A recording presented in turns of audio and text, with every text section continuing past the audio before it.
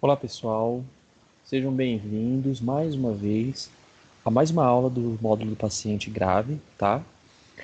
Essa aula de hoje é uma aula da professora Dária Cristina Sampaio, tá bom? Eu sou o professor Cleito e eu vou estar ministrando essa aula, porém essa aula foi feita pela professora Dária Cristina Sampaio, tá? Então só em respeito e também para a ciência de todos os alunos, ela contribuiu conosco com a esquematização, tá? E também ao fazer essa aula para ajudar, né, para contribuir conosco no material do paciente grave, tá bom? E nós vamos falar o que nessa aula? Sobre a sistematização da assistência de enfermagem relacionada à unidade de terapia intensiva neonatal, tá bom? O que é a unidade neonatal, pessoal? A unidade, né, a UTI, que é a unidade de terapia intensiva neonatal, ela é um ambiente do hospital que é preparado para receber o quê? Os bebês, tá? Os neonatos que vêm, né, ao mundo, né, que nascem antes da 37ª semana, tá? Que são conhecidos também como pré-termos. São crianças que vieram antes do tempo previsto. E essas crianças, normalmente, elas podem ter algumas características que necessitam do ambiente de terapia intensiva, que são o baixo peso, tá? Podem possuir alguma patologia também que possa interferir no seu processo de desenvolvimento. Então, essas crianças, né, esses neonatos que nascem antes do 37ª semana, elas têm indicação de ficar na terapia intensiva na UTI neonatal por conta de sugestividade de algumas doenças, estar exposto a algumas doenças, possuir algumas doenças ou por conta do seu processo de desenvolvimento mesmo que não chegou a um bebê que nós chamamos de a termo, que é aquele bebê que está pronto para conseguir se desenvolver sem necessidade de ajuda de aparelhos ou de terapia intensiva, tá? Então, nem sempre os bebês, pessoal, internados na UTI, eles estão doentes, tá? Algumas vezes eles estão ali somente porque eles vieram antes do seu tempo. Então, eles não têm todo o desenvolvimento fisiológico, né, do corpo, né, de todas as funções do corpinho deles, para que eles possam fazer o quê? Respirar, então a maturação do pulmão não aconteceu, o processo de sugar, então o mecanismo de sugar ainda não está bem adaptado, o processo de deglutição ainda, né, todo o trato gastrointestinal ainda não está adaptado para poder fazer a deglutição. Então, essa mistificação da terapia intensiva somente para pessoas, né, para doentes, no caso dos neonatos, nem sempre vão ser somente para crianças doentes, tá? Enfermas. Então, a infraestrutura, ela deve ser como? A UTI ela deve ser muito bem planejada, de modo que fique o quê? Próximo ao centro cirúrgico obstétrico. Por quê? Para favorecer o quanto mais próximo a maternidade, né,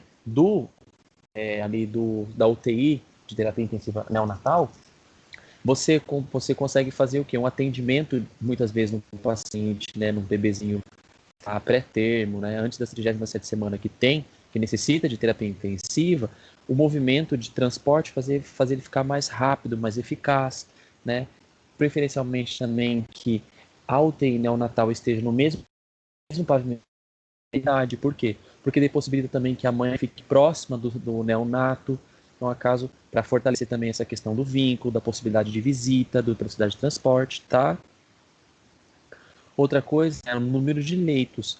Existe uma regra, né, na regulamentação de terapia intensiva, que pede um dimensionamento rigoroso, considerando que essa unidade ela deve é, respeitar uma quantidade mínima e máxima de pacientes, né, no caso de neonatos, né, de bebezinhos, né, para que possa prestar uma assistência de forma adequada, um dimensionamento de pacientes, um dimensionamento de profissionais e até as questões de estrutura física, respeitando as medidas de intervalo, por exemplo, entre incubadoras, que tem ideal que seja de 1,80 m entre uma incubadora e outra, tá?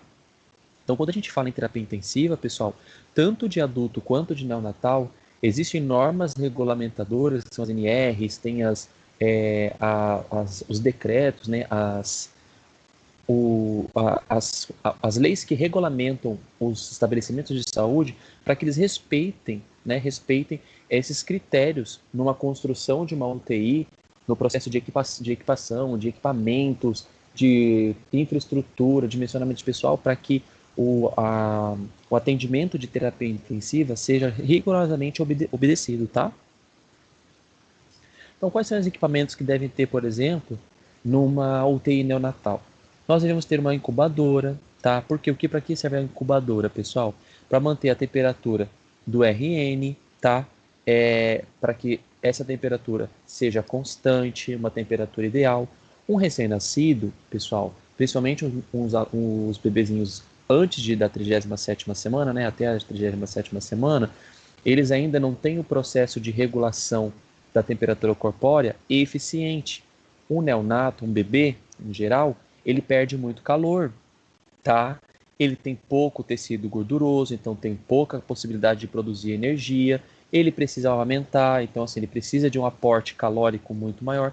Então o processo de regulagem da temperatura é super importante. Por isso que a incubadora, além de dar uma proteção do ambiente externo, ela também possibilita a regulação da sua temperatura. Deve ter monitores de frequência cardíaca para monitorar a pressão, batimentos cardíacos, frequência respiratória. Deve ter um oxímetro para monitorar a sua oximetria. Bombas de infusão, porque criança, a dosagem das medicações para o neonato, né, para bebê e criança, normalmente elas são de doses totalmente diferentes do adulto. A maioria das medicações para neonatos, para crianças, elas devem ser realizadas através do quê? De bomba de infusão. Por quê? Porque você consegue controlar a vazão e a dose ela é infundida de forma exata, para que a gente não tenha problemas de dosagem e acarretar problemas, né, para essa criança. E também deve ter o quê? Unidades de fototerapia, tá? Porque é muito usada em recém-nascidos que apresenta o quê? Icterícia. Então, aquelas crianças que nascem, né, principalmente crianças que nascem prematuras, elas podem ter muita icterícia. O que é icterícia, professor? Icterícia, pessoal, é aquele sintoma, aquele sinal, né, um sinal que aparece na criança, que ela nasce meio amarelada. Aquela criança que nasce com a coloração mais amarelada. Aquilo, gente, por quê? Porque a criança que nasce recém-nascida, ela ainda não tem todo o desenvolvimento do fígado, tá? Do órgão do fígado. Então ela pode ter algumas células do fígado que ainda não estão, o fígado não está completamente pronto, né, com essas funções bem estabelecidas e com o fígado completamente desenvolvido, e pode ter essa presença da bilirrubina, que é um produto que das células do fígado, né, que podem cair na corrente sanguínea e impregnar no corpo da criança e vai dar aquele aspecto amarelado. A fototerapia, que é com radiação ultravioleta, ajuda a diminuir a impregnação dessa bilirrubina, que dá essa característica amarelada. Então, unidade de terapia intensiva, principalmente neonatos, precisam ter fototerapia para ajudar no tratamento, principalmente nessa questão da icterícia nos recém-nascidos. Então, aqui nós temos uma foto, está mostrando um ambiente de terapia intensiva neonato. Então, aqui nós temos uma incubadora. Essa incubadora ela já tem aqui uma unidade de fototerapia com ultravioleta, tá? Você está vendo aqui, ó, que ela tem totalmente vedada, por quê? Para ajudar a fazer o controle térmico. Essa incubadora ela tem aqui, ó, um monitor que vai controlar a temperatura interna da incubadora. Aqui nós temos a entrada onde a equipe de enfermagem, os médicos, os profissionais conseguem ter acesso a esse recém-nascido através desses orifícios, tá? Que eles são de abertura e fechamento para possibilitar o quê? O isolamento térmico, o isolamento físico. Aqui nós temos um ventilador mecânico, monitores multiparamétricos. Então, a unidade de terapia intensiva, gente, basicamente é igual à do adulto, tá? Ela só tem algumas especificidades, mas basicamente todos os sinais vitais que nós monitoramos no adulto, nós também vamos monitorar no recém-nascido também, tá? Então, a unidade de terapia intensiva neonatal, ela é constituída por uma equipe multiprofissional. Então, nós vamos ter médicos, tá, especialistas em neonatologia, pode ter um médico pediatra, pode ter deve ter, né, que vai ter os enfermeiros, os técnicos de enfermagem, no serviço de nutrição, fisioterapia, fonoaudiólogo, psicólogo, assistente social, e todos juntos, gente, vão fazer o quê? Vão trabalhar em conjunto para promover o que uma assistência, né, promover a saúde e o desenvolvimento 24 horas desse recém-nascido. E também acompanhar o pai e a mãe, tá? É, é muito comum, gente, no processo de cuidado do paciente de terapia intensiva no neonato, a participação dos pais. Então, a enfermagem, a equipe multiprofissional, ela também abraça, né? A participação dos pais é super importante para o desenvolvimento também do recém-nascido e também para a criação de vínculo, tá, gente? Para ajudar no desenvolvimento da criança, tá? Então, o lactário. Então, setores de apoio agora, que vão dar suporte para o ambiente de terapia intensiva, para a unidade de terapia intensiva neonatal. Nós temos o lactário. O que é o lactário? É um serviço dentro do hospital, gente, de nutrição, tá? Através do quê? De higienização e distribuição do leite materno ou fórmulas infantis, né, modificadas, pode ser em pó, prescritas pelo médico ou nutricionistas, quando existe a necessidade de alimentar esses neonatos, entendeu? Então, por exemplo, uma criança recém-nascida, que nem nós vimos no slide anterior, ela tem ainda o processo de deglutição, de sucção, um pouco ainda prematuro, né, primitivo, ainda não foi desenvolvido. E muitas vezes a mãe não vai conseguir alimentar. Mas então existe esse serviço de lactário, onde a equipe de enfermagem vai fazer o quê? A captação desse leite materno ou o preparo de fórmulas, né, em pó de leite materno conforme a prescrição do nutricionista e do médico, para fazer a alimentação desse recém-nascido. Então o lactário é super importante. E também, gente, o lactário, muitas vezes, ele dá suporte para mães que estão com dificuldade, por exemplo, para a alimentação e amamentação dos seus nenéns, né, dos seus recém-nascidos, por conta de baixa produção de leite, ou por conta de, por exemplo, uma mastite, ou alguma enfermidade que acomete a mãe e impossibilita ela de amamentar.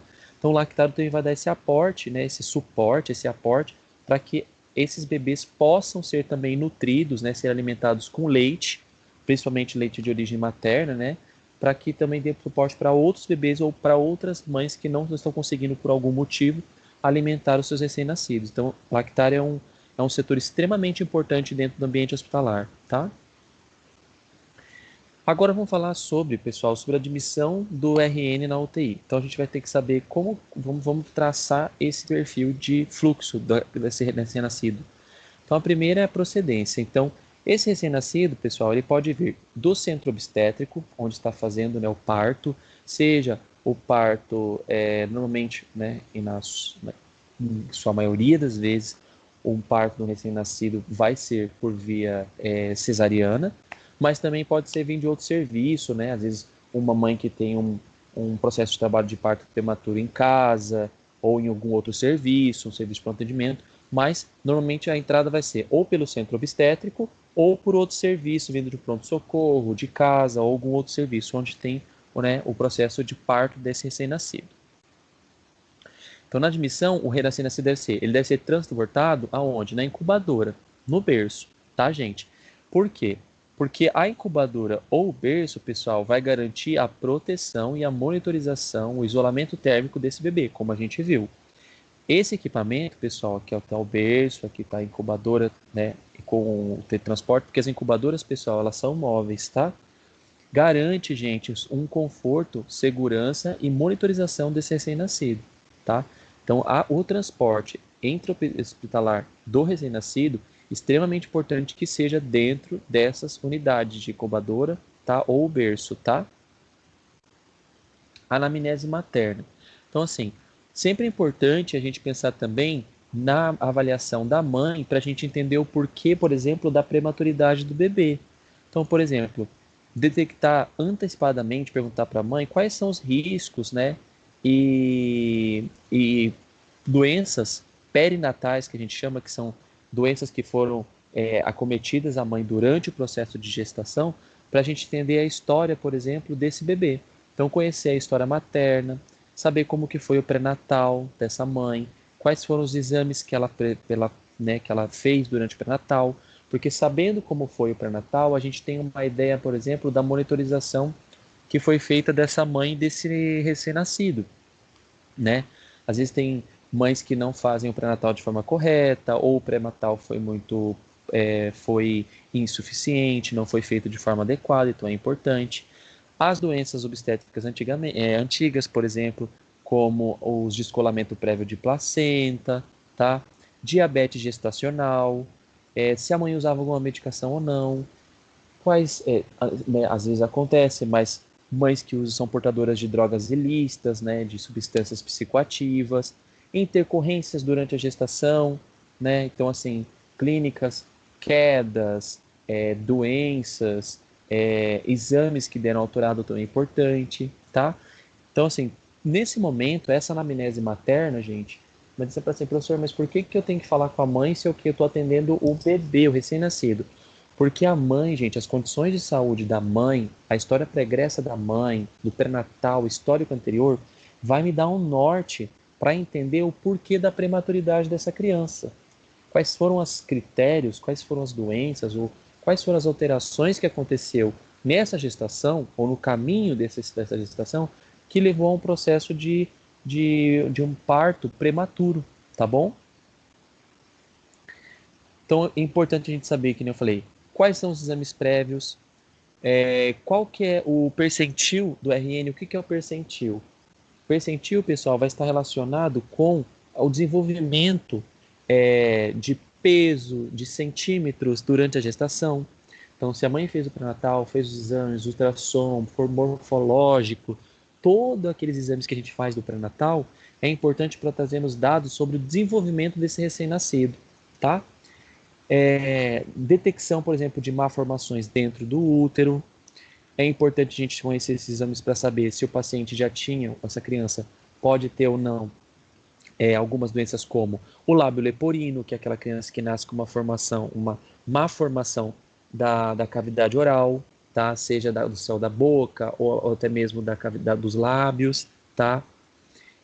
Detecção de síndromes, por exemplo, o morfológico ajuda a gente excluir algumas doenças de alteração genética, como síndrome de Down, anencefalia, entendeu? Então, assim, é super importante. Então, a história gestacional, pessoal, o que eu quero que vocês entendam? Quando nós tratamos de recém-nascido, a mãe, ela vem junto, tá? Não tem como a gente traçar cuidados, olhar para o recém-nascido sem olhar para a mãe, entendeu? Eles formam as condições de saúde da mãe estão ligadas com o recém-nascido. Por quê? Porque a mãe que vai possibilitar uma boa saúde, uma mãe que tem uma saúde adequada, que fez os exames tranquilos e acompanhados por médicos de forma rotineira e super regrado, vai determinar a saúde e desenvolvimento desse recém-nascido, tá bom? Dados do trabalho do parto, é importante o quê? Saber qual é a idade gestacional dessa criança, então fazer o cálculo de quando que a mãe ela começou, a data da última menstruação, para a gente poder fazer uma previsão de quando que essa criança vai nascer, qual que é a data provável do parto, tá?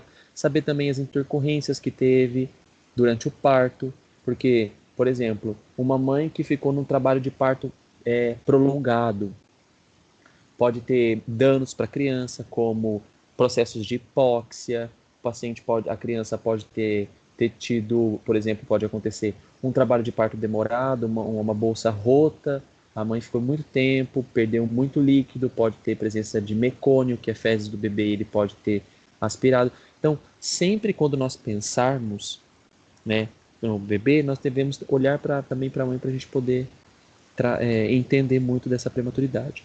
Tem intercorrência do parto, qual foi a via de parto, né, cesárea, via vaginal, horário de nascimento, quando que essa criança nasceu, quanto tempo de trabalho de parto, é, qual o APGAR, o que, que é o APGAR? O APGAR, gente, é uma escala de avaliação no ato do nascimento do recém-nascido, onde o bebê vai ser avaliado conforme alguns critérios, que são coloração, a vigorosidade do choro, os movimentos do bebê. Então, assim, a nota do APGAR vai dizer muito sobre a questão das condições de nascimento desse bebê.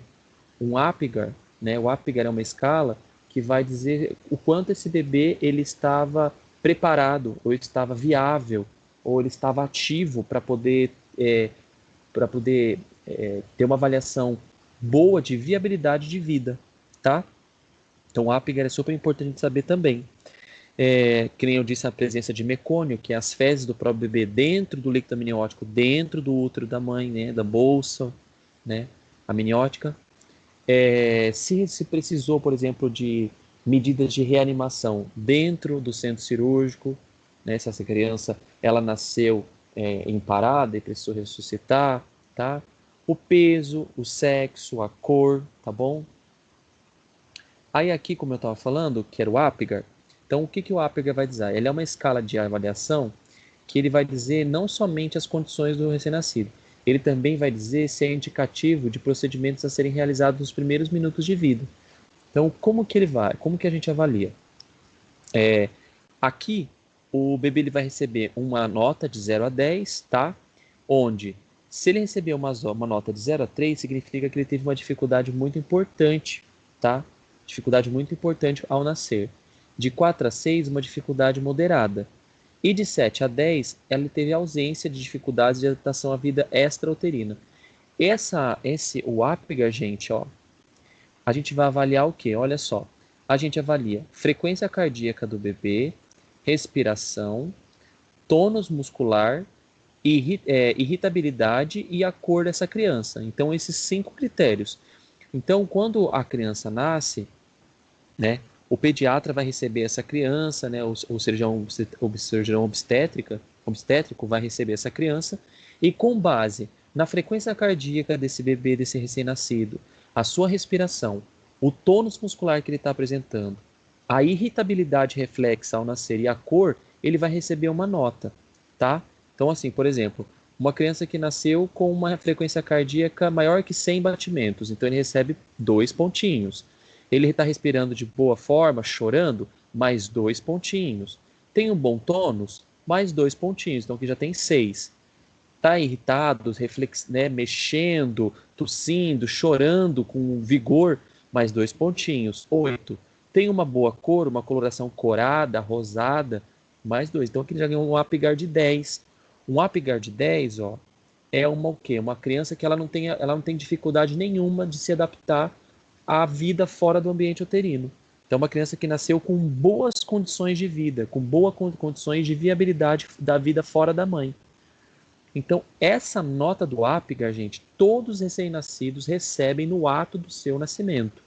E essa nota diz muito das condições desse recém-nascido. Então, crianças que recebem uma nota Apgar muito baixa são indicativos de crianças que necessitam, por exemplo, de unidade de terapia intensiva para recém-nascido. Por quê? Para neonato.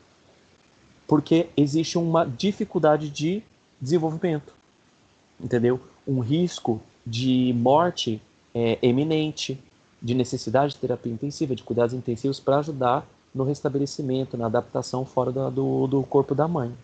Então, o Apgar é um boletim, é uma escala usada e de suma importância para a gente poder nos guiar e saber da viabilidade dessa criança fora do útero da mãe, tá?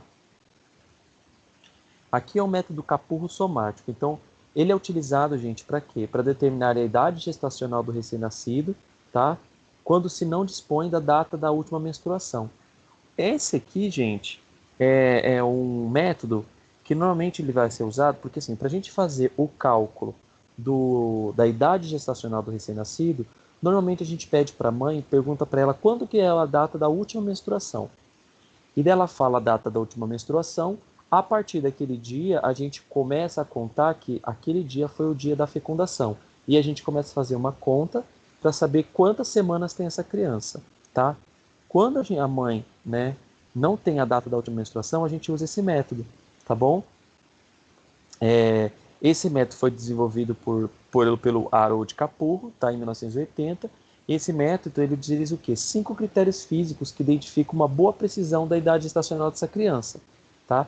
E ele é usado para crianças com 29 semanas, né, ou mais de idade gestacional. Então, por exemplo, o que a gente vai olhar? A gente vai olhar então o quê? A forma da orelha, o tamanho das glândulas mamárias dessa criança, a formação do bico, tá? Do bico da mamário, a textura da pele, as pregas plantares.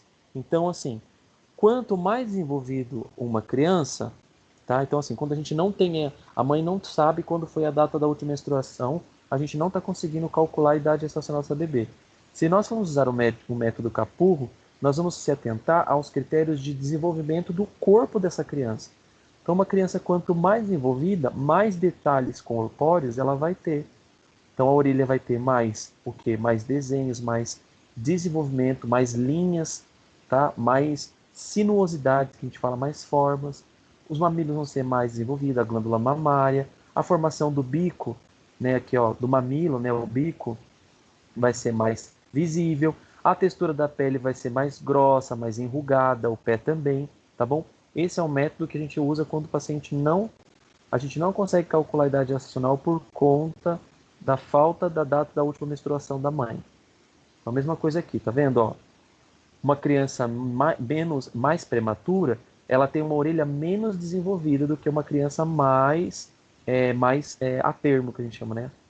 Aqui, ó, mamilos, o bico, né, aqui do peito, ó, mamilos, o bico do peito, a formação das pregas e a textura do pé, da pele, tá bom? Aqui, então, ele fala, ó, aqui o exemplo do cálculo de gestacional do Capurro. Então, quando o pavilhão da orelha é mais desenvolvido, quanto mais desenvolvido, maior a nota, entendeu? E de conforme quanto mais desenvolvido, maior a nota, a gente faz um cálculo para gerar um ponto.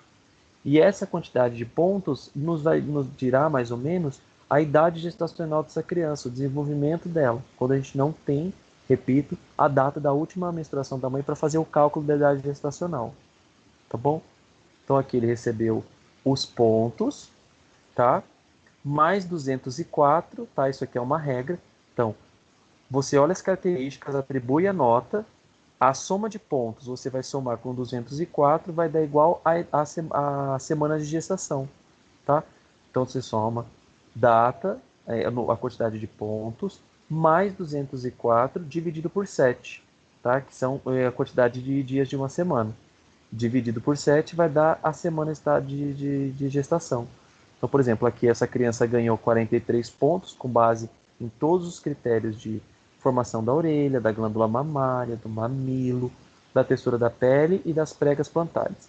Ganhou 43 pontos? Então, 43 mais 204 é igual a 247, dividido por 7 é igual a 35. Então, essa criança tem aproximadamente 35 semanas de desenvolvimento. Tá bom? As medidas antropométricas, tá, pessoal?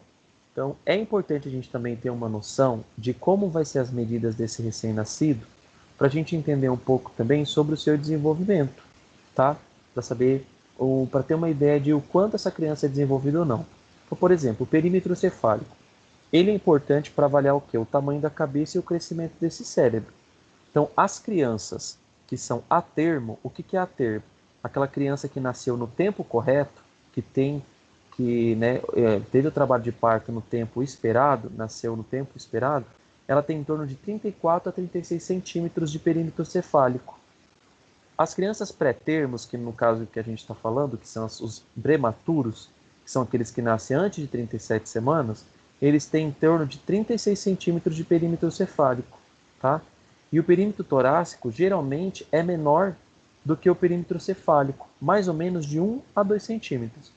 Então, as crianças, normalmente, o pessoal neonato, ele nasce com uma cabeça, um crânio maior do que o tórax. Mas com o passar do desenvolvimento, o tórax tende a aumentar, igualar e depois criar mais harmoniosidade entre as medidas. Mas sempre o perímetro cefálico vai ser mais ou menos 1 a 2 centímetros maior do que o perímetro do tórax, tá? Peso. A perda de até 10% de relação ao peso nascido, ela vai ser recuperada em torno de 10 a 15 dias. Por quê, gente?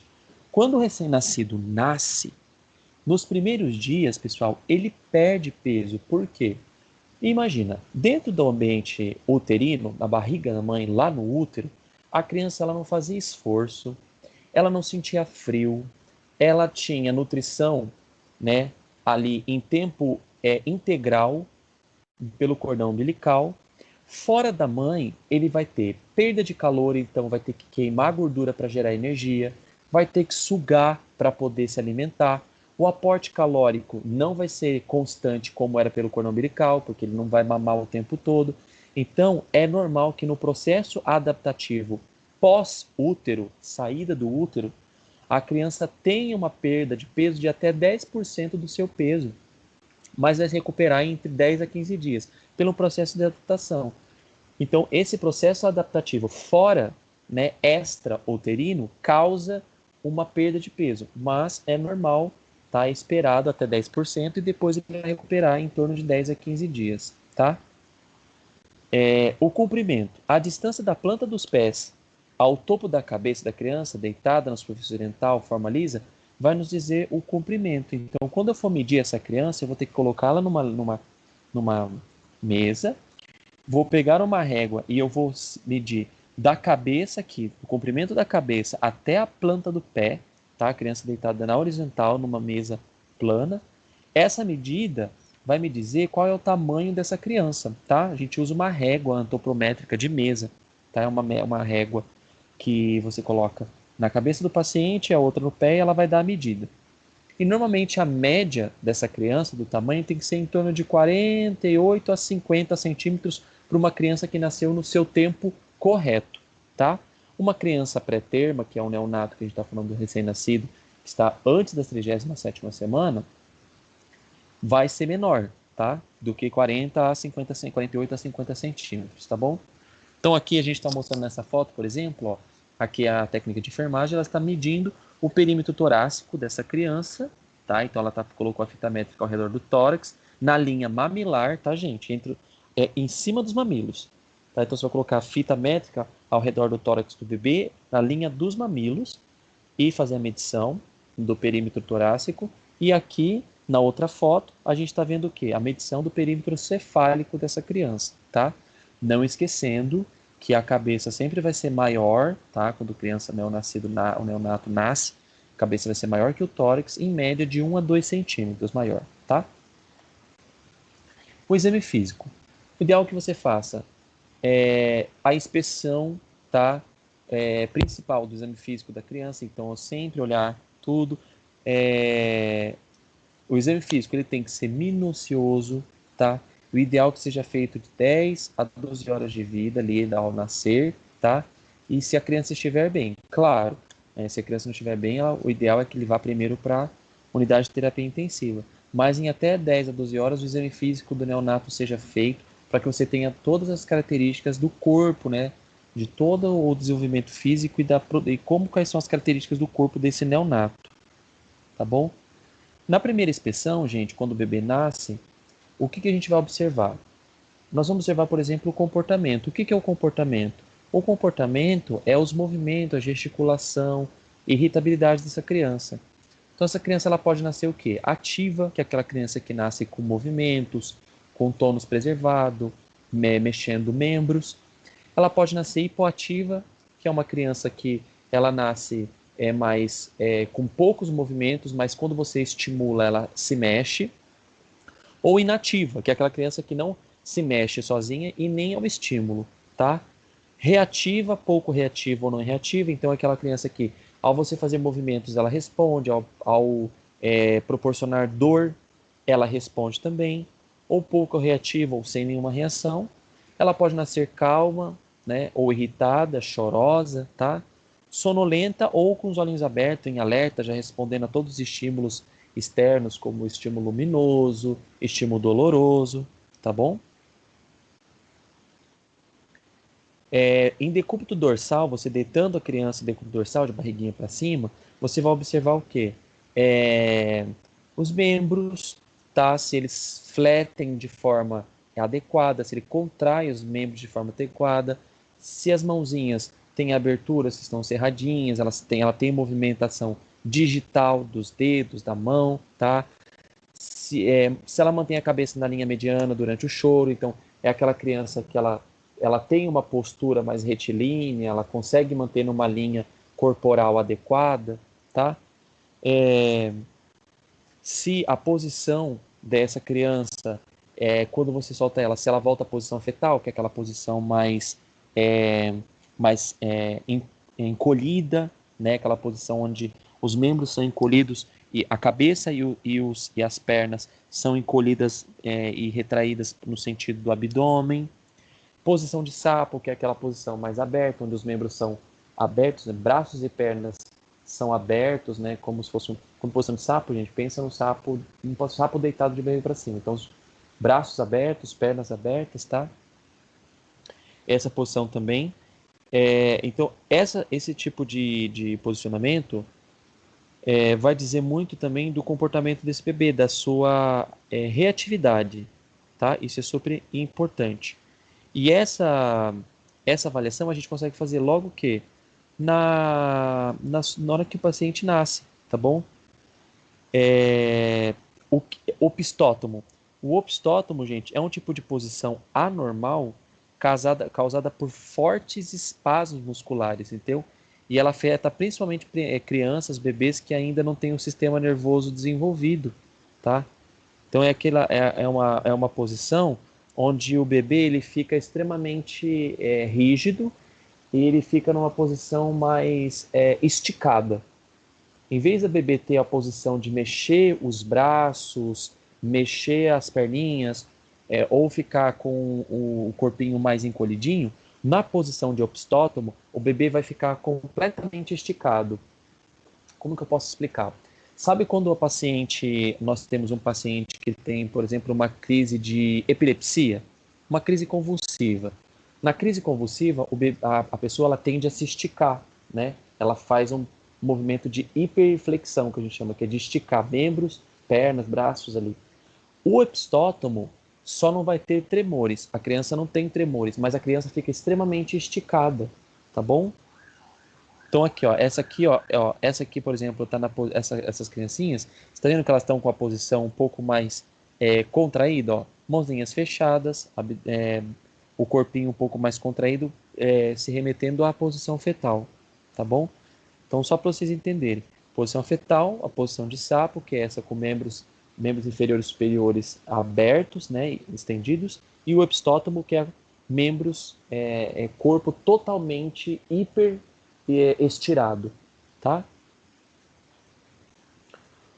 O tônus muscular, se é um tônus muscular pronunciado, que é aquele tônus muscular onde a criança ela tem a contração dos seus membros, ela fecha e abre as mãos, movimentos simétricos. Se eles são normais, entendeu? Se tem a contração não é tão forte, mas também não é tão fraca, tão flácida.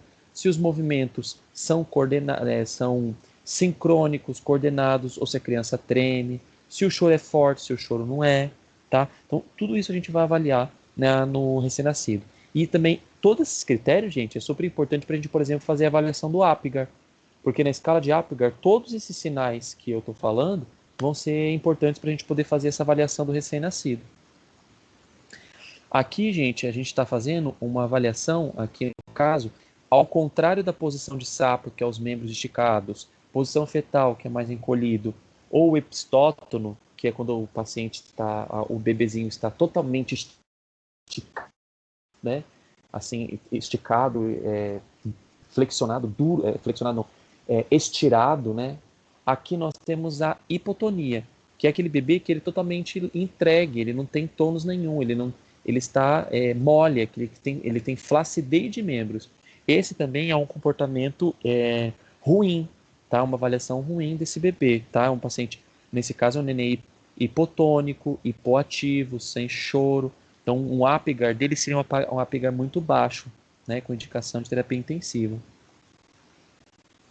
Aqui é uma tabela, só para vocês terem uma noção, de quanto cada bebê, no processo de avaliação, né, desenvolvimento do bebê, o quanto cada bebê ele vai né, se desenvolver em centímetros e por ganho de peso, tá, ao nascer. Então, por exemplo, no primeiro mês, em torno de 700 a 900 gramas, com comprimento vai ganhar 2 centímetros, tá? Ele reage ao som, eleva a cabeça quando de bruços. No segundo e terceiro mês, ele pode ganhar nós 700, 900 também. 2 centímetros também de comprimento, 2 centímetros de perímetro cefálico. E já apresenta sorriso social, emite sons, tem movimentos de membros coordenados, entendeu? Essa tabela é só para vocês entenderem qual que é o desenvolvimento mensal desse recém-nascido, mais ou menos a quantidade de peso que ele vai ganhar, as medidas tanto de comprimento e perímetro cefálico e as características do desenvolvimento que esse recém-nascido vai começar a apresentar. Aí a pele e o anexos. O que a gente avalia em pele? Né? Pele, unha, cor, por exemplo, anexos são unha, tá, gente? Unha, pelos. Então a gente vai avaliar o quê? Se a pele tem a textura úmida, né, aquecida, morna, se a pele é mais pegajosa, mais escamativa, se ele tem presença de edema, se a cor é mais o quê? Arroxeada, rosada, se é mais ictérico, né? Se a pele é mais pálida, se tem sinais de icterícia, tá bom? Isso é super importante de avaliar também no recém-nascido. Então aqui, por exemplo, ó, nós temos um bebê mais ictérico, que é uma pele mais rosada, que é uma pele mais ictérica, tá? Um bebê que tem, por exemplo, um acúmulo de bilirrubina, com indicação de fototerapia. Aqui, ó, uma pele, uma textura um pouco irregular, com manchas, com petequias, tá bom? O vernix caseoso, gente, é uma lanugem, vamos dizer assim, é uma lanugem. O que é lanugem, gente? Quando o neném nasce, ele nasce com esse vernix caseoso e esse vernix caseoso é esperado no recém-nascido. O que é isso, professor? É um material, gente, é uma camada esbranquiçada, tá? Que compõe todo o corpo do bebê, do recém-nascido, todo o seu corpo, tá? Ele é esperado porque ele é uma secreção sebácea pela produção de sebo do próprio bebê. O vernix caseoso, gente, ele tem a função de fazer o isolamento térmico desse bebê, de fazer a proteção térmica dessa criança. Então, o neném, quando nasce, ele já nasce com isso, tá? Ele é um achado normal, tá bom? A criança vai apresentar o vernix caseoso, tá bom? Quando uma criança nasce, por exemplo, com vernix caseoso e ele não nasce com essa camada sebácea esbranquiçada, nasce, por exemplo, com essa camada um pouco mais escurecida, mais arroxeada, mais puxada para o preto, cinza escuro, significa que houve o quê? Sofrimento fetal com produção de mecônio, tá? Então o bebê, por um processo de trabalho de parto muito prolongado, o bebê pode ter evacuação dentro do útero e esse mecônio pode se tingir o vernix caseoso, que é essa camada esbranquiçada que nasce, e o bebê nasce mais escurecido, parecendo que tem uma cor mais escurecida, né, do seu vernix. Mas o vernix caseoso, que é essa camada né, sebo que envolve a criança como isolante térmico, o ideal é que ela seja mais esbranquiçada e não mais escurecida, porque se for mais escurecida significa que o bebê teve mecônio dentro da barriga da mãe, por isso que tingiu, tá bom? Então aqui, ó, a fotinha, tá vendo? Isso aqui, gente, então é um vernix caseoso, tá? É normal, toda criança nasce, é um método de barreira de proteção dessa criança contra a estabilização, né, a oscilação de temperatura, tá bom? Aqui também temos outra foto do vernix caseoso, desse recém-nascido, tá? Então, ao observar isso, sempre observar se a coloração é esbranquiçada ou não, tá bom? E se for escurecida, tem predicativo de mecônio intrauterino, que isso é uma coisa super importante observar, porque o mecônio, gente, que é as fezes do recém-nascido dentro da barriga da mãe, podem acarretar, por exemplo, uma broncoaspiração. O bebê pode, porque o bebê dentro da barriga da mãe, ele engole, né, o líquido amniótico. Se ele faz as suas fezes ali dentro, ele pode engolir as próprias fezes, isso ele pode broncoaspirar, isso pode levar a uma insuficiência respiratória e é super grave, é de umas intercorrências no trabalho de parto que pode acontecer que é super danoso para o recém-nascido, tá? Então a criança pode ter milho. O que é milho? Que são esses pontinhos esbranquiçados agrupados, mancha mongólica, que são aquelas manchas preto-azuladas, eritema tóxico, que é erupção papulosa, essas rosetas que ficam na criança, hemangiomas. O que são hemangiomas? São vasinhos de sangue que ficam muito superficiais na pele do bebê e daí você consegue ver assim a rede de vasinho passando pela pele, parece que é bem superficial e são hemangiomas, tá? Nevos avermelhados, que são capilares, né, ali também nessa região, tá bom? Então aqui, ó, esse aqui, gente, nessa primeira fotinha, aqui nessa aqui, ó, tá no narizinho do bebê, é o quê? É o milium, tá? Isso aqui é a fotinha do milium que o bebê pode apresentar. Esse aqui, ó, esse roxinho, gente, é a mancha mongólica, tá? Que é essa preta azulada aqui também, tá bom? Essa vermelhinha aqui, essas petequiazinhas aqui, tá vendo? Vermelhinho, vermelhinho, é o eritema tóxico, tá? Esse aqui, ó. Opa, desculpa.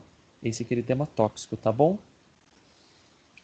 O que a gente vai olhar na cabeça desse bebê? O que a gente pode observar no exame físico? Cabeça, couro cabeludo. Se o perímetro cefálico é super importante, a simetria da face, então, observar orelhas, formação dessas orelhas em desenvolvimento, tamanho, nariz, os olhos, a boca dessa criança. Então, nesse momento também você pode verificar, fazer a inspeção e exame físico da cavidade oral para saber se o paciente tem alguma alteração, se a criança não tem alteração de cavidade oral, tá? É super importante isso, então.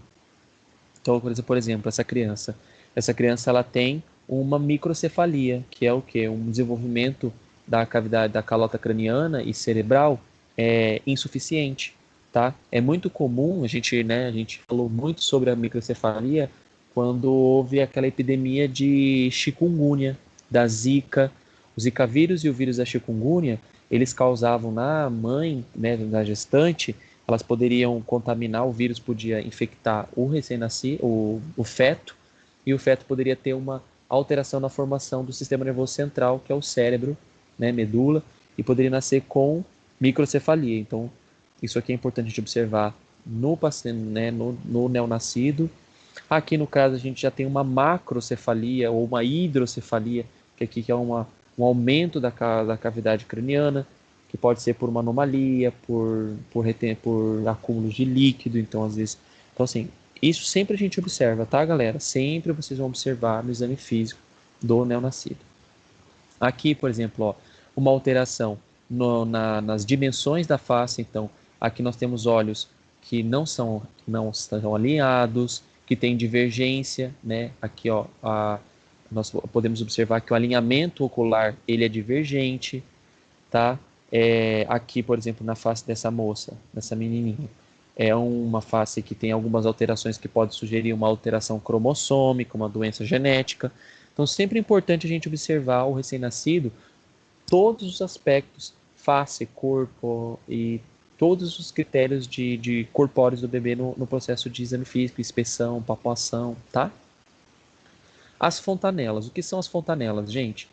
As fontanelas, pessoal, quando a criança nasce, é muito comum as pessoas que não têm tanto conhecimento da área da saúde, elas chamam de muleira. Ah, a muleira dele ainda nem fechou. O que é a muleira? A muleira são as fontanelas. As nossas fontanelas, pessoal, quando uma criança nasce, os ossos do crânio, eles não estão totalmente rígidos. Eles ainda estão em processo de rigidez. Então, esses ossos que compõem o crânio, né, esses pedaços, nós chamamos de fontanelas. Essas fontanelas, elas estão móveis. Nós temos uma fontanela mais à frente aqui, que nós chamamos de fontanela bregmática, e uma fontanela mais posterior aqui na região da nuca, que nós chamamos de fontanela lambidoide. Essas duas fontanelas, pessoal, é normal elas nascerem móveis. Você palpar e sentir que existe que elas são flácidas e são móveis, tá? Por quê? Elas vão permitir que aconteça o desenvolvimento do cérebro, o crescimento, e elas vão começar a se fechar a partir do nono de nono até o 18º mês, tá bom? E elas vão fechar por completo, assim, por completo mesmo, por completo, completinho, no máximo, assim, a partir dos 2 anos de idade da criança, tá? Então, a primeira, que é a pragmática, ela vai se fechar em torno do nono, do 18º mês, e a segunda, que é a lambidoide, que é essa mais atrás, em torno do segundo mês. Então, essas fontanelas, elas estão completamente fechadas a partir do segundo ano. Mas nos 2 primeiros anos, né, elas podem ainda estar abertas, tá? E é normal, tá? Então, sempre observar se elas estão deprimidas, se elas têm alguma elevação. Quando elas estão deprimidas, gente, que é quando elas estão afundadas, podem sugerir desidratação na criança, uma criança que está com déficit de líquidos, tá? E quando elas estão protuberantes, que é quando elas estão muito inchadas, você passa a mão, você sente que elas estão elevadas, pode sugerir acúmulo de líquido na cabeça. Então, assim, super importante de observar essas fontanelas, que são esses ossos que vão permitir, que vão fechar com o passar do desenvolvimento e fazem parte da calota craniana do bebê, tá? Então tá aqui. Então essa aqui é a frontal, nós chamamos ela de bragmática, e a fontanela lambidoide, que essa é a posterior. Vocês estão vendo aqui que tem os ossos, ó? Então os ossos da região frontal, os ossos da região parietal, que são os laterais, e os ossos da região occipital. Então o encontro desses ossos formam o que? As fontanelas. Então essas regiões aqui são moles, móveis, e elas vão se fechar, essa aqui em torno do 9º e do 18º mês, e essa a partir do 2º mês, tá bom? Se estiver afundada, pode ser sugestivo de desidratação, e se estiver elevada, podem ser sugestivo de acúmulo de líquidos. Importante a gente observar no exame físico do crânio do bebê, tá? Então aqui pode ter bolsas sanguinolentas, então acúmulo de líquido lá dentro, hematomas, pode ser... A gente observa também o couro cabeludo. Aqui a gente está fazendo a avaliação do crânio, avaliar o palato do bebê, que é a região do céu da boca, a língua, tá? Então aqui, tá vendo? Ó, esse bebê. A gente está vendo um crânio que ele tem uma, a gente chama de uma proeminência puxado para a região occipital. Esse crânio, gente, é muito comum de crianças que sofreram um processo de parto através de fórceps. Fórceps é um aparelho, tá, que hoje não é usado tanto, né? Tem muitas contraindicações por conta de lesões neurológicas em crianças, que era usado para fazer a retirada dessas crianças, um aparelho de um ferro um circular, tipo como se fosse uma pinça. Você, que é o médico, ele colocava, ele fixava na cabeça da criança e puxava a criança para fora. Como nós vimos aqui que os ossos do crânio da criança, eles são móveis no seu nascimento, por conta dessa pressão que existia no crânio e no puxamento da criança, poderia fazer o quê? Uma proeminência, ó, que fazia o quê? Projetava o crânio da criança para trás, tá? Então a criança nasce com o crânio assim. Existe a reversão, professor, com o tempo? Sim, pessoal, com o tempo o corpo ele consegue, por um processo de desenvolvimento, o crânio pode, ele voltava no região, né, na posição anatômica normal.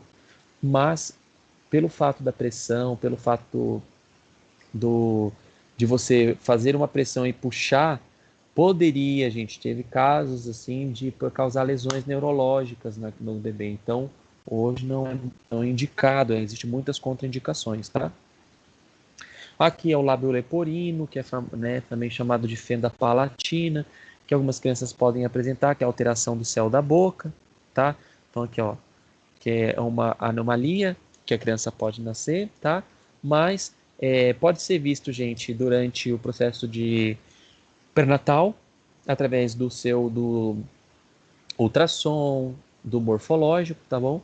E também existe hoje terapia, intervenções cirúrgicas para correção, tá? Graças a Deus a tecnologia e a ciência moderna consegue já fazer as correções, tá? Aqui a alteração do céu da boca, tá vendo? O céu da boca não é íntegro, tem uma abertura. Aqui, ó, a gente tem uma abertura, uma fenda palatina, né, palatina. Para quem não sabe, palatina vem de palato. Palato é o céu da boca. Esse osso que você sente no céu da tua boca é o pálato. Então, quem tem alteração morfológica, né, alteração anatômica do pálato, que é uma fenda, chama-se fenda palatina. E essa fenda pode levar até a fenda do lábio, fazendo esse lábio leporino aqui, tá? Mais umas fotos, ó, do pálato aberto. Aqui nós temos uma alteração na região da prega lingual, que a criança pode nascer, tá bom? Precisa de correção, porque senão a criança vai ter a famosa língua presa, tá bom? No tórax, então, a gente vai observar o quê? tamanho, expansibilidade, fazer a ausculta para saber como que está a ventilação dessa criança, a frequência cardíaca. Então, assim, achados anormais. Por exemplo, uma respiração irregular, aquela criança que faz apneia, que são uma pausa respiratória maior que 20 segundos entre uma respiração e outra. Retração de fúrcula, que é esse buraquinho, pessoal, aqui, ó, no nosso pescoço. Aqui, ó. Deixa eu ver se tem uma fotinha que eu consigo mostrar no tórax de uma criança, uma fúrcula. Vamos ver aqui. Não. Nessa foto aqui, pessoal, ó, a fúrcula, por exemplo, ela fica nessa região, tá? Esse buraco que fica aqui, ó. No final do pescoço a gente tem um buraquinho. Se colocar o dedo aqui, você vai sentir. Essa região é chamada de fúrcula, tá? Na avaliação do tórax, a gente observa a fúrcula, porque uma criança que tem retração de fúrcula, ela pode ter dificuldade de respiração, tá? Tiragem intercostal é aquela criança que respira usando o abdômen, expandindo muito o tórax, enchendo muito o tórax por conta de falta de ar, tá? A criancinha que geme ao respirar, pode ter sibilos, roncos, ausculta, tá bom? Sopro cardíaco pode sugerir uma formação cardíaca, tá bom? Então, é super importante observar. A clavícula, que são esses ossos aqui em cima, a gente precisa observar também se elas são assimétricas, se a criança tem algum tipo de fratura que pode ter acontecido durante o parto, tá? Os mamilos, como eles são desenvolvidos ou não, se tem algum achado diferente, tá? A ausculta cardíaca, se o coração é rítmico, se tem sopro, tá? Se tem alguma alteração na sua ausculta. Isso é uma questão mais médica, tá, gente? Mas é importante a gente da enfermagem saber também, porque a gente também vai cuidar de crianças que têm alteração cardiológica, então é importante a gente saber que precisa fazer essa avaliação. Abdômen, então avaliar o abdômen da criança. Se ele é flácido, se ele é simétrico, se a coloração é esperada, tá? Se não tem sinais de distensão, de hérnias, se a criança não apresenta dor na hora da palpação, tá? Então aqui, ó, por exemplo, tá vendo? Ó? Aqui nós temos uma criança fazendo o teste dele aqui, o teste é o exame físico, tá? E aqui nós temos o abdômen do recém-nascido, ó, como a pele, a textura da pele é diferente. Aqui nós temos ainda o cordão umbilical em regressão, tá? O coto umbilical que a gente chama, tá? É um abdômen mais distendido, tá? O cordão umbilical, então, ele vai ser mais ou menos branco azulado, porque o cordão umbilical ele tem duas artérias e uma veia, tá bom? Normalmente, o cordão umbilical ele é cortado, né, no ato do nascimento, e o coto umbilical, gente, ele leva alguns dias para fazer a sua recreação, o seu processo a gente chama de mumificação e a queda, tá? Então vai ter uma fase mais gelatinosa, que é a fase que é do logo imediato ao nascer. Ele vai começar a desidratar, vai mumificar, que vai fazer aquela aspecto mais escurecido, né, necrótico, e depois a queda. E vai ficar depois somente a lesão mesmo, que é a cicatriz umbilical no nosso abdômen. Tá bom? Aqui são algumas doenças, pessoal, que acometem, né, o abdômen do bebê. Então, aqui, que é um falocele. Onfalocele é quando a criança nasce com uma hérnia, né, intestinal no orifício do umbigo e todo o intestino, toda a parte do intestino que deveria ficar dentro da barriga nasce fora dela, tá? Gastrosquise também é a mesma coisa, tá? Então aqui, por exemplo, aqui a gente tem uma onfalocele, que é quando o cordão umbilical, algumas alças intestinais ficam dentro do cordão umbilical, tá, gente? Então essa membrana aqui é o cordão umbilical, isso aqui chama-se onfalocele, e aqui nós temos um quadro de gastrosquise, que é quando o intestino sai da cavidade abdominal, aqui já rompeu o cordão umbilical, a parede do cordão umbilical, e o intestino está do lado de fora. Algumas crianças podem nascer. Essas alterações anatômicas, gente, são observadas no pré-natal, no exame de ultrassom, no exame de morfológico, tá? Então, assim, a gente consegue detectar isso antes do bebê nascer. Por isso que então é importante a palpação do abdômen, tá? Ver a questão do desenvolvimento do abdômen, coloração, dor, a formação do umbigo, como que está esse coto umbilical, tá? o fígado, os órgãos, palpar, saber se está tudo, se não tem nenhuma massa, nenhuma alteração de textura na hora da palpação, tá bom? Observar também genitália, tanto feminina quanto masculina. Então, observar tamanho do clitóris, posicionamento, o meato uretral das meninas, aqui no caso, sinéquia. O que é sinéquia, professor? Sinéquia é uma alteração que acontece na genitália feminina quando os pequenos lábios né, tem os grandes lábios que são aqueles mais externos e os internos que são os pequenos lábios, eles nascem, a menina nasce com eles grudados, colabados, tá? Pode acontecer. Então a gente chama isso de quadro de sinéquia. Então por isso observar a genitália feminina para saber se todas as estruturas ali estão desenvolvidas de forma correta, tá? Então aqui, ó, nós vamos ter aqui os grandes lábios. Quando a gente abre, a gente tem os pequenos lábios. Então a sinéquia é quando isso aqui vem colabado. Então observar se a gente tem uma entrada vaginal, uma entrada uretral, o clitóris, tá bom? Isso é importante observar. Na genitália feminina, então observar o pênis, o meato uretral desse pênis, os testículos do menino, tá? Normalmente os testículos do menino, eles vão levar alguns dias para que a gente chama de descida, tá? O menino, quando o menino nasce, ele nasce com os testículos dentro da cavidade abdominal e depois acontece a descida, tá? Alguns dias após. Se essa descida não acontece, a gente chama de criptorquidia, que é quando os testículos não são palpáveis e eles ficam dentro da cavidade abdominal. O menino pode ter hidrocele, que é a presença de líquido dentro da bolsa escrotal. Ele pode ter hipospádia, que é, em vez de o meato uretral, né, o buraquinho de onde sai o xixi, ser na região central da glande, que é a cabeça do pênis, ela pode nascer para baixo ou pode nascer para cima. Em vez de ser centralizado no meio, ou nasce para cima ou nasce para baixo, tá? Então aqui, ó, nós temos um pênis aqui, em vez do meato uretral nascer aqui, o meato uretral, o buraquinho fica aqui em cima. A gente chama de epispádia. E quando o buraquinho do meato uretral fica embaixo, a gente chama de hipospádia. Então, isso é uma alteração que pode acontecer. Então, observar a bolsa escrotal, fazer a palpação para saber se os testículos já desceram ou se não, tá? Isso é importante. Perceber se tem líquido, se tem alguma massa, tá bom? Diurese, super importante observar a diurese nas 24 horas, tá? Saber se essa criança tem. Então, olha só, na diurese, nas primeiras 24 horas, um bebê termo que nasceu no tempo correto, ele vai ter diurese nas primeiras 24 horas. E um bebê pré-termo, ele pode ter diurese em até 18 horas, tá? Observar a evacuação. O ideal é que uma criança normal faça xixi em até 24 horas. Uma criança prematura tem que fazer xixi em até 18 horas. A evacuação de uma criança que nasceu no tempo correto, que foi acima de 37 semanas, que ele tem uma evacuação entre 24 a 48 horas. E uma criança pré-termo em até 48 horas, tá? Um exame físico neurológico.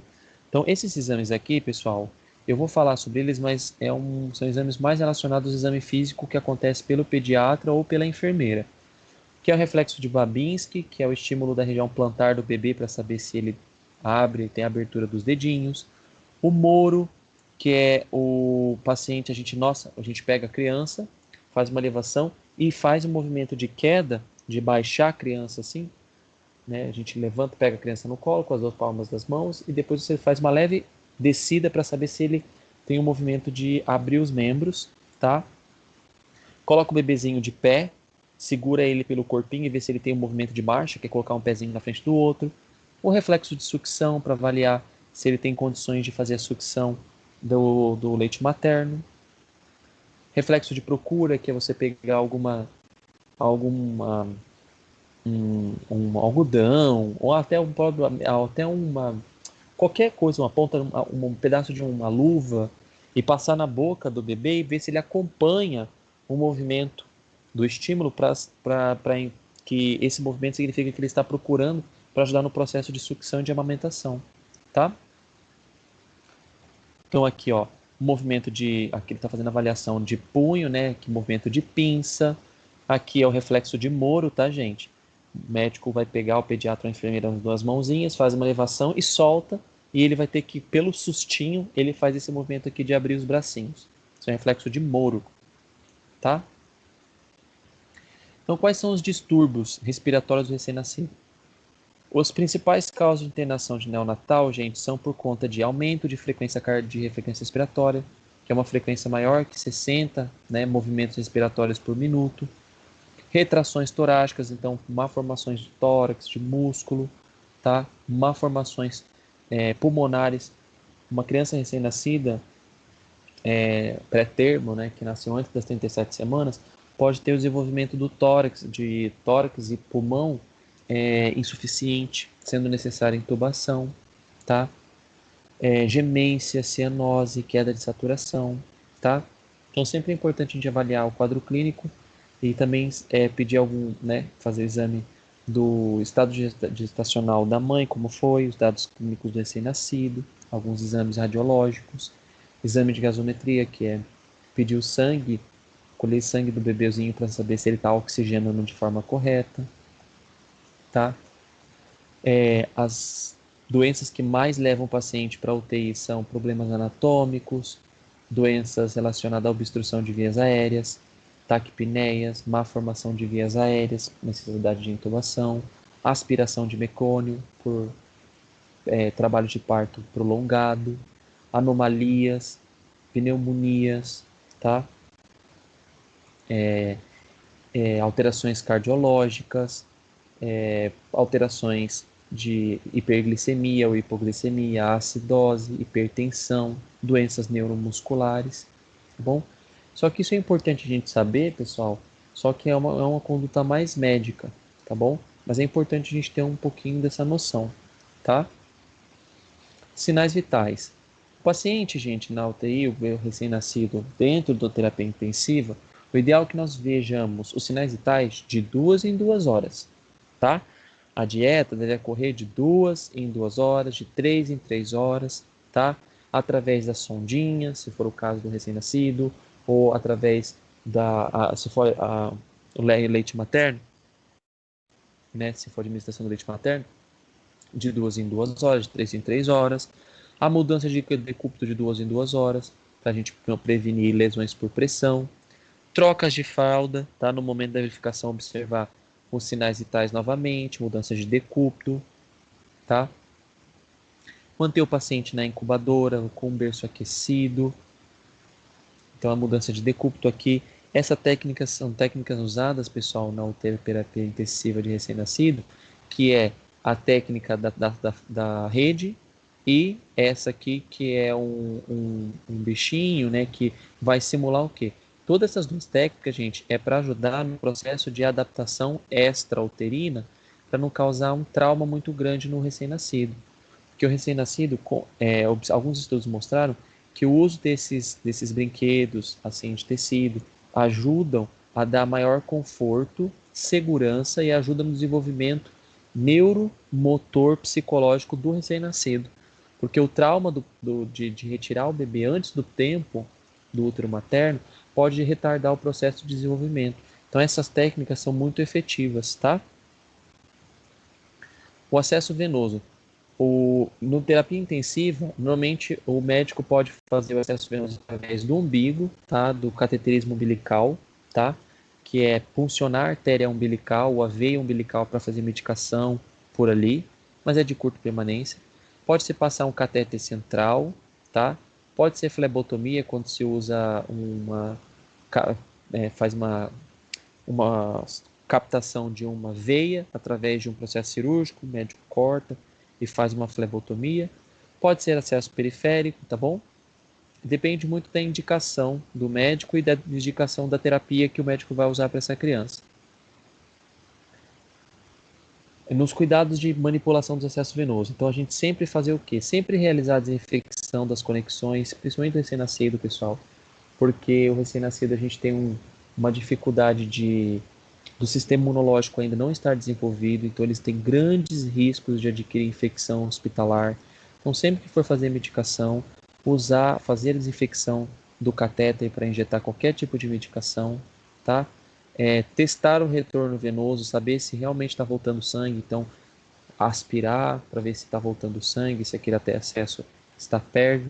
Em todos os catéteres deve ser realizado o flash com soro fisiológico numa técnica de turbilhão para administrar, então lavar esse catéter antes para testar a viabilidade desse catéter, tá? E evitar resíduos de medicação nesse catéter, por isso que a gente faz esse flush, tá? Para fazer a medicação.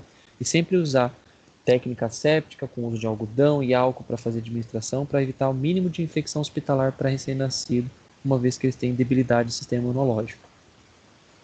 A limitação por sonda nasogástrica ou sonda nasointeral, então sempre seja qual for, né, normalmente vai usar a sondinha quando o paciente é muito mais prematuro, depois vai usar o copinho, ou seio materno, ou formulação de leite, gastrostomia, como a gente já estudou em algumas aulas, a se atentar para a forma correta e todos os cuidados, tanto que na sonda nasointeral, na sonda nasogástrica, gente, é como se fosse no adulto, tá? A mesma coisa.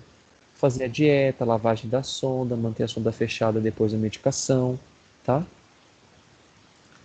Aqui é a translactação.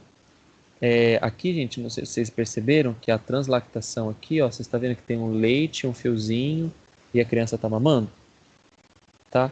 A translactação é uma técnica onde aqui a mãe não está, né, por algum problema ela não está conseguindo amamentar e a gente vai ajudar a amamentação dessa criança através de um leite externo, né, seja por seringa ou por sonda, para essa criança ter a sensação de estar mamando na mãe também, tá bom? Nesse processo, tá? Para a gente estimular o processo de sucção, ou estimular o processo de produção de leite, porque a mãe, pessoal, para a mãe poder produzir o leite, precisa do processo de sucção, tá?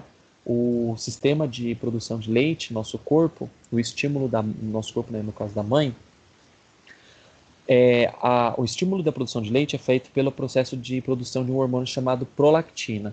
A prolactina ela só é produzida pelo corpo da mulher se o bebê estimula, através de sucção, o bico do peito. Então, uma criança que não amamenta, que não mama, uma mãe que não tem um processo de sucção na sua mama, ela pode ter uma perca e uma baixa produção de leite por causa de falta de estímulo. Então, esses processos como a translactação ajudam a alimentar o bebê e a estimular o processo de sucção para produzir leite materno, tá? De forma mais eficaz para poder alimentar esse bebê. Aqui é uma dieta por sonda nasogástrica, né, ou nasointeral aqui na lavagem, e vocês estão vendo que está amamentando a mãe. Por quê? Porque esse processo de manter a criança próxima da mãe, gente, esse vínculo materno, mãe, neném, ele ajuda no desenvolvimento da criança e também ajuda no processo de conforto, alívio da tensão, da ansiedade da mãe, tá? Como eu disse lá no começo da aula, é difícil você falar de recém-nascido, de neonatologia, sem falar do processo de tratamento da mãe também, tá? A nutrição parenteral, como eu já disse também em outra aula, a gente já teve, que é a nutrição feita através da veia, né, do paciente, quando o recém-nascido não tem ainda, por exemplo, o sistema gastrointestinal desenvolvido, ou tem alguma malformação que impede o processo de nutrição pelo trato gastrointestinal, aí vai ter que fazer a nutrição através da veia, tá? Então, os cuidados de enfermagem UTI, verificação dos sinais vitais, da saturação, frequência cardíaca desse neném, da respiração, temperatura, a pressão arterial, escala de dor, tá?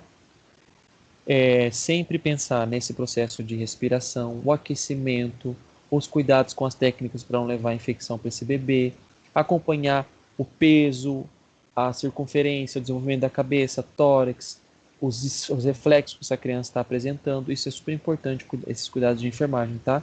Esses cuidados para o desenvolvimento do recém-nascido, tá?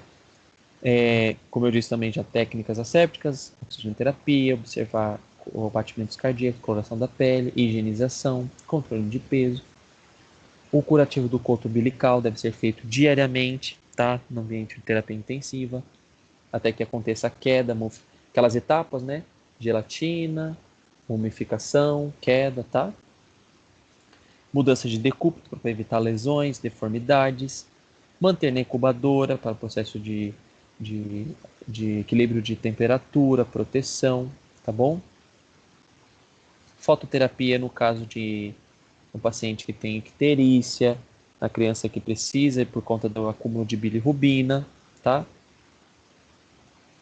Nesse caso, os cuidados com a prototerapia, o que devem ser, pessoal? A gente deve proteger os olhos do recém-nascido, então os bebezinhos que vão se submeter à fototerapia por conta de bilirrubina, de icterícia, devem proteger, então tem aquele óculos protetor das crianças deve ser colocado, deve ser retirado toda a roupa do recém-nascido, tá? Só a fralda que não, tá bom? Manter ele ali na fototerapia, verificar a temperatura de 4 em 4 horas, observar a quantidade de fezes, de eliminação gastrointestinal dessa criança, tá? Observar também os critérios de hidratação, super importante também, tá bom? Manter a proteção ocular, todo o tempo de exposição lá na incubadora, tá? Por quê, pessoal? Porque como é o raios ultravioletas, você pode ter lesão de esclera, lesão do nervo óptico, e essa criança pode apresentar algumas alterações, tá? A fototerapia, gente, a gente normalmente introduz ela de 12 até as 24 horas de vida, tá? E a gente mantém essa criança, tá, em fototerapia. O ideal é que ela fique algumas horas, tá bom? A rotina de cada UTI, ela varia muito, tá, gente? Então, depende do nível de icterícia dessa criança que vai determinar o quanto de tempo que a gente vai expor essa criança à fototerapia, tá?